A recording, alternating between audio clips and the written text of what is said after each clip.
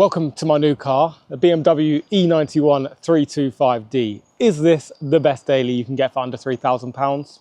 I think so, but let's find out.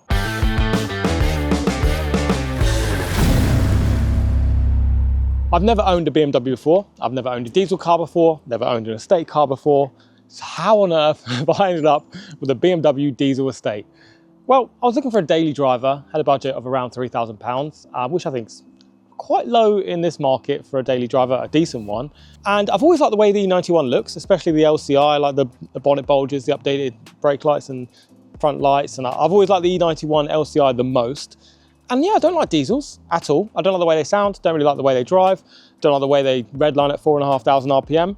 But I thought, you know, why don't I just put my money where my mouth is, experience a BMW, as in owning one. I've driven ones before, but owning a BMW, experience a diesel, never owned one before, so give it a go, and just see what the whole vibe's about. And so far, so good. I'm enjoying it. It's a 3-litre turbocharged M57. Apparently the best engine you can get in these, which is why I wanted this particular one. This is a 2009, and apparently that is the only year they had the M57 in the LCI E91, which is why I ended up with this thing. The interior of this car is actually quite impressive. I think it's aged very, very well. I'll talk more about when I'm driving, but I will say materials in here, very nice. Seats, very nice.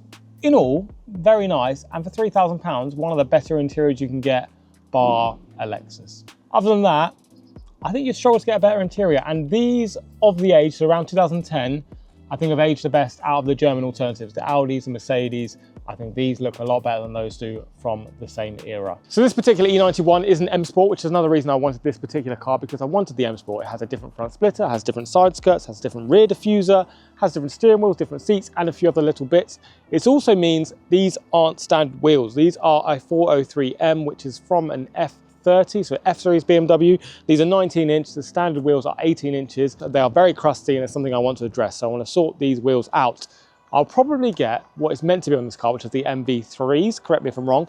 I'm very new to all this BMW terminology, the MVs on the 403s this and the 325s and the M50. I'm very new to it all, right? So if I say something incorrectly, I apologize, but basically these aren't the right wheels. I want to get the right wheels on. That's all there is to it. Enough yapping, let's go for a drive. Driving my BMW E91. Now, first impressions when you jump in, the seats are quite nice. This is an M Sport, as you know, so it's got a nice bolster on the seats. They're slightly different to the SE. They hug you quite nice, there's bolster adjustment. Generally very comfortable, it's easy to get a good driving position, a lot of adjustment. Yeah, feels good. Steering wheel, also very good. It's got a nice thickness to it. I don't like a thin, flimsy steering wheel, but you also don't want it too thick, but it feels very nice on the hand. I'm actually a big fan of all the touch points in this car. It's an automatic, so I'd have to touch that, but in terms of the seats, even the materials in here feel quite nice. I've not owned a BMW before, as I said. I'm used to sort of Japanese plastics. There is a lot of plastics in here, sort of soft touch stuff, but the leather's held up very well. Nearly 168,000 miles. Leather feels quite good. The seats don't look too bad. Steering wheel feels nice. Yes, it could do with a little clean, maybe a little re-trim or something like that, but very nice.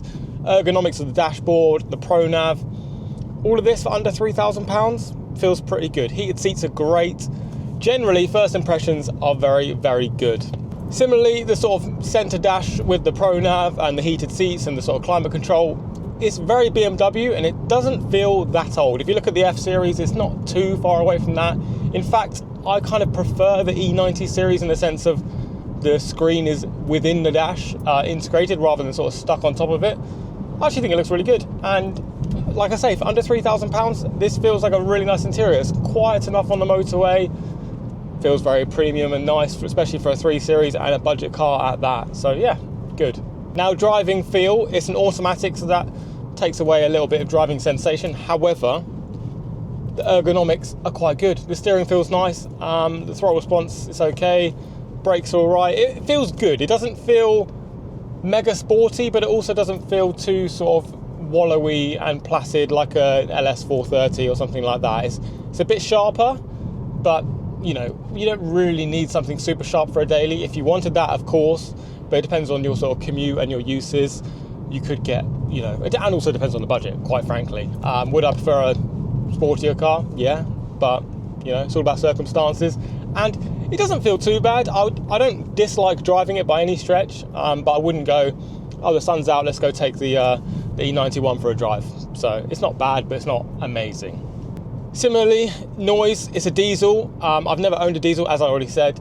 I don't like them, I don't like the way they sound. I do like the torque. The mid-range torque is good, the low-end torque is good, but it only revs up to 4,500, so you know.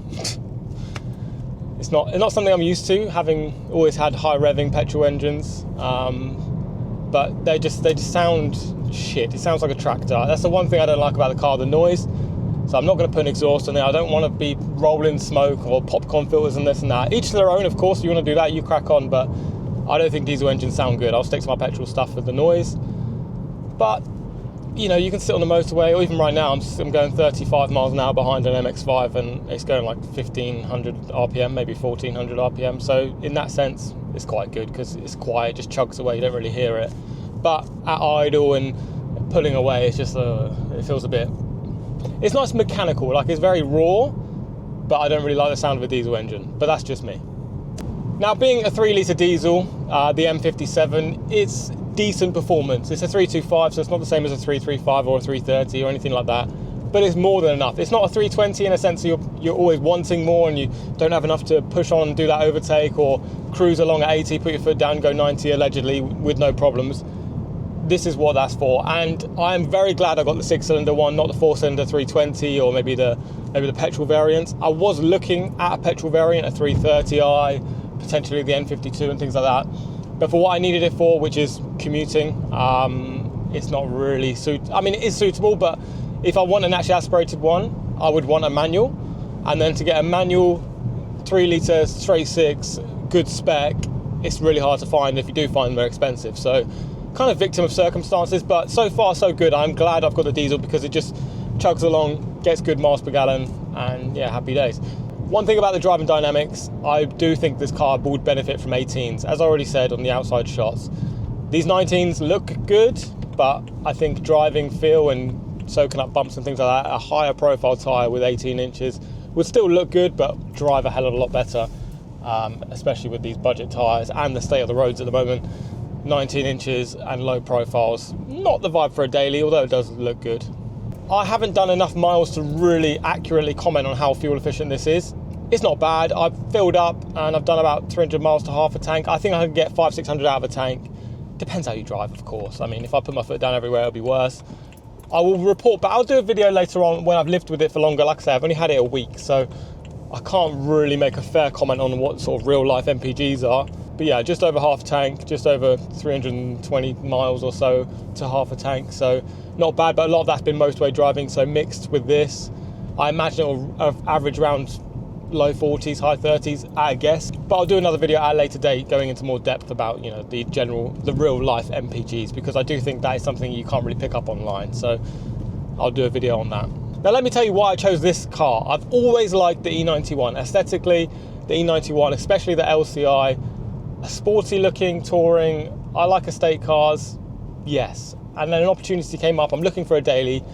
I'm commuting to work about 45 miles each way, only 2 or 3 times a week, so it's not the end of the world. But I needed something that could sit on the motorway, eat the miles up. Okay, great chance to get a daily. What do I want? I was going through the classifieds as you do, looking for this, looking for that. 1 minute I was on a Mark V Golf GTI, then I was looking at a Mondeo ST220, then I was looking at I don't know what, MX-5s. Basically, I went around, and then the E91's always been in my head. I spoke about it in previous videos, actually, when I was talking about dailies. E91s or LSs. I was looking at LS 400s. Obviously, a V8 is not ideal, but then I was like, well, comfort makes up for it. Anyway, I was looking for a 325 because of the M57, and I know that's meant to be a good engine, and then I nearly got one. It escaped me. The seller ghosted me, and then here I am. Ended up with this one, which was very close to me. And just promptly entered a national speed limit, so I'll put my foot down. I'm going 35, so let's put my foot down. Kicks down, 50, 60. What's after 60? That. So it's quick, and even at this speed now, it feels very compliant. It feels very confidence-inducing. Like it doesn't wobble. It doesn't feel unsettled for a car with this many miles on.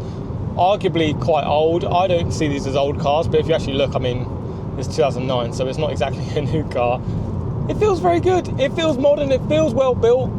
I really like the feel of this car. It is very confidence inspiring. You sat on the motorway, it just feels well engineered. And I've been in BMWs, I've driven BMWs before, and you do sometimes get that impression, but I think you have to live with them for a little bit. Like I say, I've only had it a week, but it just, I don't know, it just feels well built. And I think that engine, that robustness of the engine, knowing that, and you can sort of feel it when you put your foot down, it just feels like a good solid car. And I can see the hype of the BMW, I'll be honest, I can see it. I'm not converted yet, I'm still a Japanese guy, but I do like it.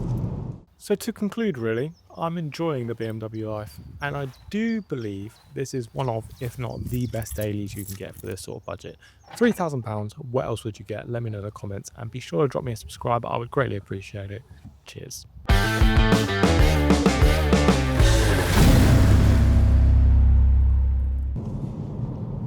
It's thicker, it's got a thick sort of girthiness to it, if you like. Sort of load in, it's quite good actually, because you can just load in sort of tight spaces and put my shopping in.